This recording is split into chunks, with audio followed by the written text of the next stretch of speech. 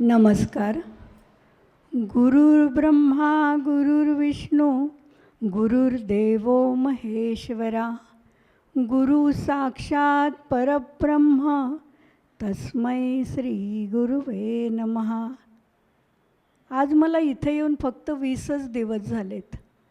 पहिल्यांदाच मी गुरुतत्व योग या संस्थेमध्ये आलेली आहे आणि मला त्याच्याबद्दल काय वाटतं ते मी आज पुढच्या वर्षी मात्र मला जे जे काही अनुभव येतील ते मी तुमच्यापुढे सादर करीन.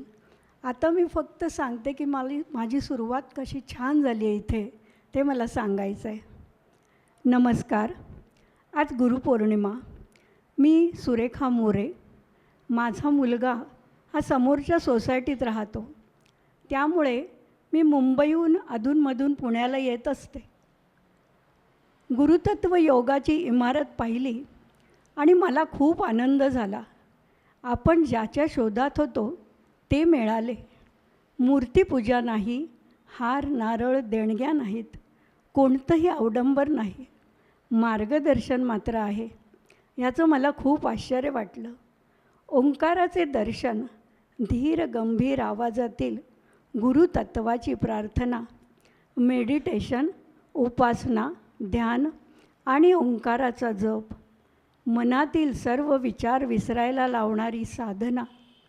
मन अगदी प्रसन्न झाले आणि मी रोज उपासनेसाठी संध्याकाळी 8 वाजता इथे येऊ लागले.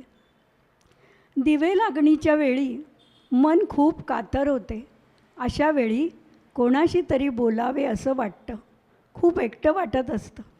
पण गुरुतत्वात येऊन ती उणीव माझी भरून निघाली.